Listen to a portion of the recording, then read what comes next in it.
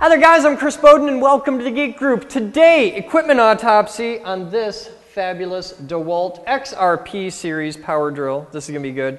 We've had this for years and years. We have this thing, I think we originally got this for the Geek House project back in Kazoo, back in the day. It was originally donated courtesy of the fabulous Dr. Dave, our old landlord. And we've beat on it for a long time, and it finally just died. It made a bad smell for like a year, and we just kept using it, and then it just quit working. So now it doesn't turn at all. Could be brushes gone, could be just about anything. We're not going to worry about fixing it or anything like that. It's given us a good, long, happy life, and it's time to rip it apart and explore the inside of a power drill. And we figured this would be fun because we just did one on the palm sander, and that was pretty cool. So we can explore the similarities between the two. And the thing I'm really interested in exploring in this is the palm sander had a single speed drive, and it was a really, really simple machine. It was a switch and a motor, and pretty much that was it. This has a variable speed drive, and I think it might even be pulse wave modulated, which would be pretty cool. So we could talk about that. It's got a motor. It's going to have an awesome gearbox, because there's a whole lot of gear reduction happening here, and it's got a clutch, and I want to see how the clutches work in these. So there's all kinds of cool stuff. The real goal in this, and we're done, is hopefully be able to have a cool gearbox and maybe even salvage the chuck, because the chuck could be useful for other things. So let's get into it and see what we can find. I'm going to start out with, we'll take the back off and then we'll take off the clamshell, because I think it's one piece here and then the two halves come together. So yeah, we'll start with getting the back off. I'll begin with a T10 Torx. They're actually socket head cap screws on the back, but I'm using a Torx because that's what I had, because nobody has yet donated a set of handhold like this Allen head wrenches, but if anybody wants to, that'd actually be pretty cool. We could use that.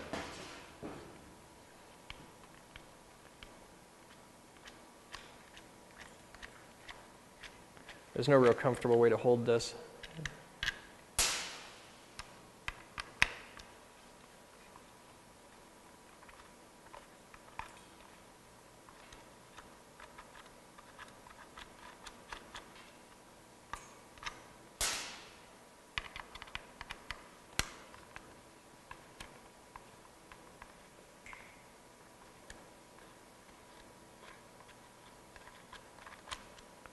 All right, there's the back. Now let's see if that'll be nice and just pop off. It might. Yeah. Oh, hey, nice little bit of fur in there. Now, let's look in the back. We've got some fuzz. That's kind of cool. We'll just pull this right out. Here, we'll get a sample dish so we can keep our fuzz.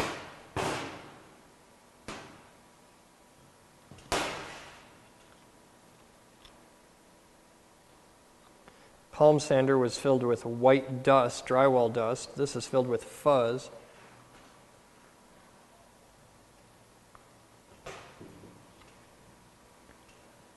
Makes you wonder where the fuzz came from. That's kind of cool. All right, now on the back, we've got some markings that you can see. There's a big positive indicator there. That's probably a polarity indicator. And there's a mount here that holds the wires, so we'll pop the wires right out of that, because they don't need to stay there. Okay, that's all we're going to get there. So now let's go into the clamshell sides. We'll just take apart the two halves of the case.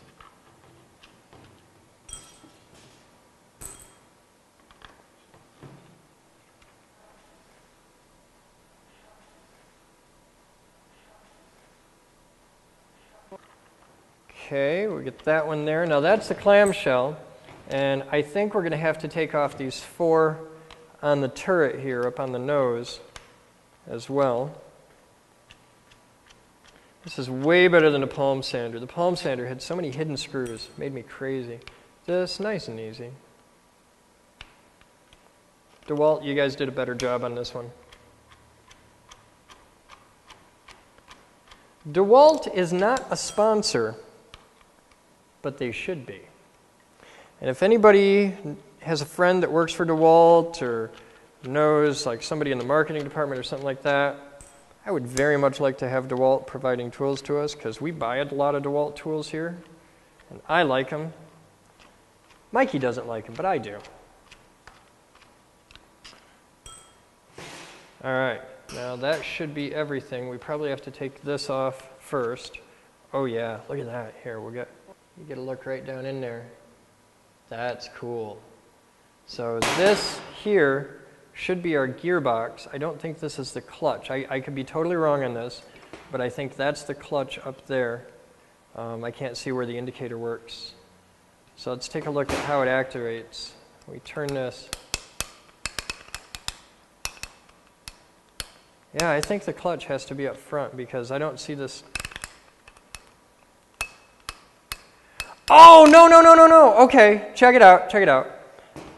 I'll bet what's in here behind this, there's like a ramp that goes up as we go around this. There'll be a ramp. And that actuates this lever, how far that lever pushes in, and that varies spring tension somewhere. Yeah, that's the gearbox, and that'll be a really cool planetary gearbox. Most gears are all planetary gearboxes, so we'll get into this in a second. That'll be cool. We're going to save that for last because that's going to be complicated. We don't need that piece here. All right, so we'll set the nose aside. Let's see if we can pull the motor out. There's two really big screws in there.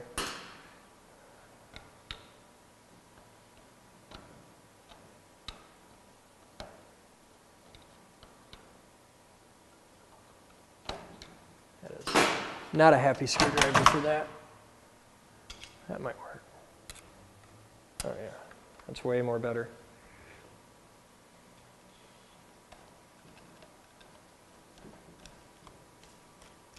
Okay, we got that one out. Now it's going to get messy. This will be cool.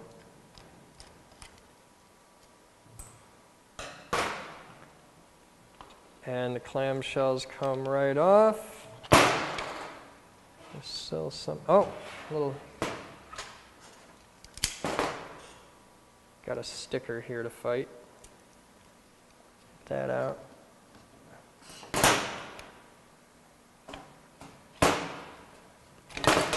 There we go. Okay, now here's the housing, and we don't need those. Okay, we got a lot more gunge and fur and icky. These motors, if they're still usable, this one is probably not. The brushes still look serviceable. But if the motor is still usable, these are really great robot motors and have a lot of other uses. We don't need that. Don't need that. Okay. So here's our motor. You can see that really well. And it's just a straight DC motor. There's really nothing to it. It's a permanent magnet DC motor, very powerful, really thick wire. We're going to mess with that. If I can get that to spin up with another power supply, we're going to have some fun with that. So we're going to save this motor. We may be blowing this up with a variable DC power supply at some point in the near future.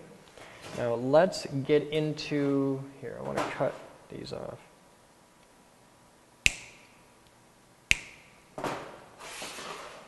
Okay, let's get into the switch here. I don't know how successful we'll be with this, but we'll do what we can and see what we can see. Now the switch, the electrical side of this thing, the switch is everything. It's all contained in this module. You can see the battery terminals on the bottom where the battery slides in. So that's power in right there, and that's just the two wires out here to the motor. And that's it. That's the entire power system. You can see the selector right here. That does direction. It's a 3-position switch with center off. How do we dig into you? This is never designed to be serviced from the looks of it, which really isn't surprising at all. It's the kind of thing. I wonder if that's copper. It doesn't feel heavy enough to be copper. I think that's just anodized. There's a thing here.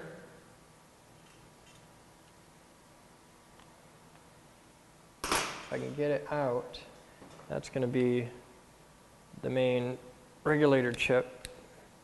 And it gets really hot. That's why it had that big heat sink on it, which may actually be copper. It'd be pretty cool if it is. This chip is just about unreadable. So, but the fact that it has the chip in there and not like a little rheostat kind of thing, which is really what I was expecting. The chip here is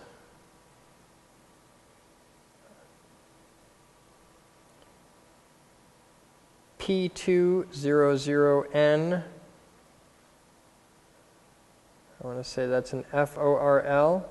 It's a CHN740 CK1CP version 6. So, but that chip, because of its shape, because of its number of leads, because of the fact that it was mounted on a big heatsink, and because of the fact that it's in here, tells me that this is definitely a little pulse wave thing. It's a variable frequency power supply thing. And if you want to learn about pulse wave modulation, you can learn all about that right here at this Wikipedia link. Check that out. Pulse wave drives are really cool, and you'll see them in everything from little stuff like a power drill like this. Good power drills will have them, all the way up to forklifts and things like that. Our big yellow forklift, it's a very distinctive sound when you hear a pulse wave drive, or pulse switch modulated drive. It's really cool. All right, now let's check into this because I want to get this to keep it. Let's see if I can get a part. It looks to be, if you look down in there, you can see those look like rivets. So I may not be able to get this apart easily.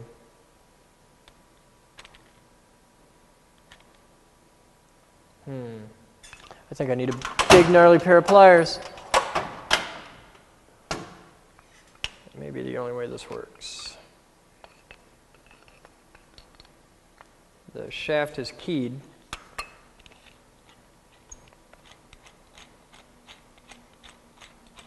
Now I don't know if I can do this without breaking it.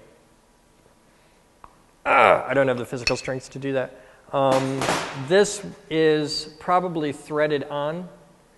It could be a Morse taper, but I really doubt that for this application. This is probably threaded on there, and I need to grab that really, really hard, a pair of vice grips, and then unscrew this off. And then this comes apart. You can see them hidden in there. There's 3 screws tucked up in there, and the only way to get to those screws is for this to come off. So, hang on a minute. There's a thing down in there. There's a thing. If you look, I don't know if you can see it, but right down in there, you can see the head of a bolt.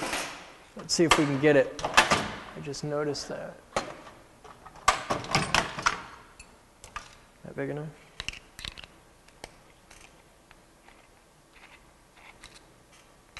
Okay, that's big enough. Now I need to hold this with one hand. Grab that really, really hard. Oh, this is going to suck. No, that's stripping. I need a bigger one.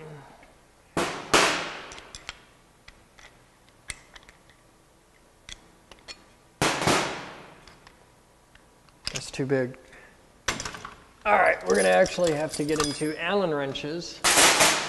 See if we have something that fits. That's too big.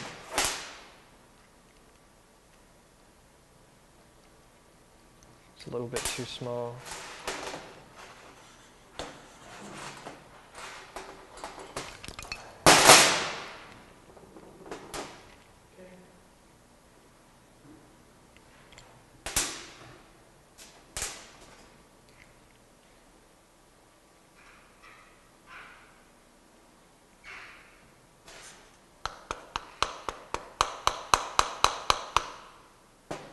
All right, I think I've got that. Now hold that there. This is gonna suck so bad. And these are really cheap, delicate Allen wrenches, so we'll see if this survives. Ah! No, I got the right size though. There's an Allen wrench there. So that's a Batman project. I'll let him mess with that. Now let's get into the gearbox because I want to see this. This is where all the cool stuff is. This is really the neatest part of it all. So we get rid of the little plastic guard. Now that pin right there is our clutch. You can see the pin that sticks out. That's going to be our variable power clutch. So spring there. This should pretty much fall apart if I find the right thing to remove in the right order. It's a bit of a puzzle. I like puzzles. This is the transmission. Right here you can see that turns, and you gotta twiddle it somehow. Watch. But if you move that over to the other side, like that's reverse with this up, and you can see all these things move. That's neutral there, and then that's forward. And this corresponds to the big lever up on top. So we don't need that. Get that whole layer off. It's covered in goop. So much goop.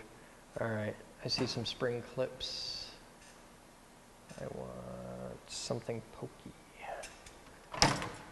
Ooh. Ah, probe! I need a probe. All right, let's see if we can get in here.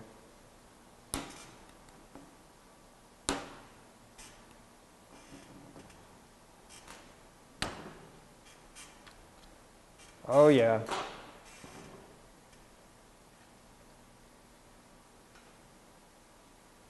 Look at that. See these little rollers here? How they float and they bind up against, like when this turns, those bind up against it. That's the exact same way the brakes on your bicycle work. That's how they let a bicycle wheel turn in one direction and not in the other. And these little rollers just float. There's the little rollers right there. I'll pull these out for you.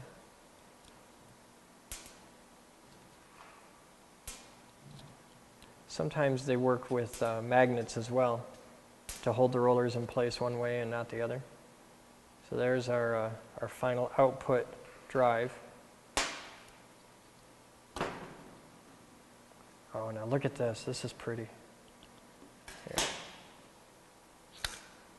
See if I can pull that out. So there's the planetary gears, and there's a couple layers to this. We'll get rid of the spring clip. There's a couple layers to this. These planetary gears, take that out, and there's a sun gear, 5 more planetary gears, and those all spin around the sun gear, and then you can see the outer ring gear as well. So I mean, there's a lot of really cool stuff you can do with this. I might clean these all up and make like a little display out of them. There's lots of pretty little, this is the kind of thing that Joe Simon would go nuts over. But look at those. See, and if you turn the ring gear, all the little planetary gears move. And if you move the sun gear, all the planetary gears move, and the ring gear wants to move in the other direction. So what you do is you hold this still, and you get a gear reduction, and it's a very compact, very efficient gear drive. The speed goes down, but the torque goes up.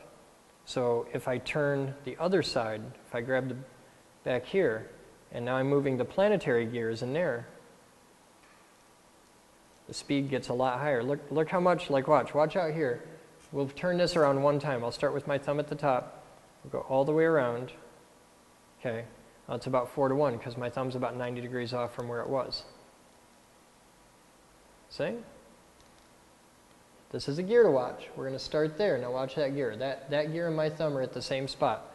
Now I'm going to move my thumb around until this gear comes all the way around and back to where we started. Now my thumb's off 90 degrees from where we were. It's made 1/4 of a turn.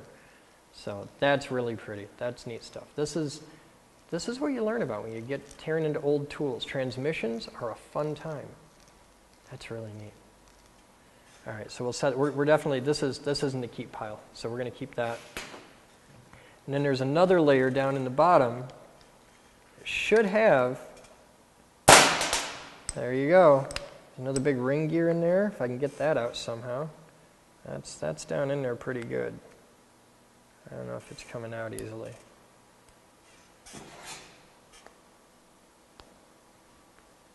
Arrgh! Come on.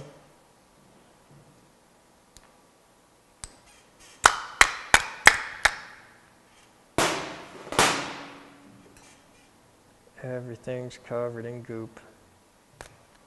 That's the downside to transmissions. And the secret to working with the goop and all that is just accept it and understand that soap is cheap.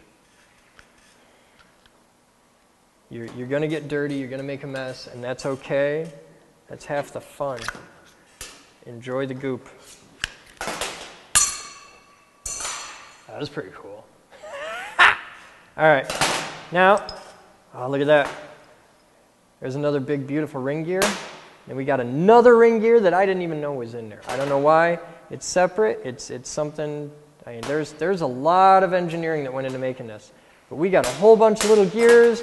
Got a couple big gears, planets and sun gears, and shafts and drives and all kinds of cool stuff. This is neat. I got a whole pile of real neat awesome there. So that's the inside of a Dewalt XRP cordless drill and all the cool stuff that you get to learn about. So isn't that neat? See, we got to learn about planetary gear drives. We got to learn about ratios, pulse wave modulation, all kinds of fun stuff. If you guys have something that you'd like to see us take apart and explore and learn about how it works, send an email to info@thegeekgroup.org. Go to our forums at www.thegeekgroup.org. Get involved. Be a member. Membership is open to anybody out there with a sincere, passionate desire to learn about stuff like this, how the world works. I'm Chris Bowden. You guys have fun. Rate, comment, subscribe, and rock out. I'll see you next time.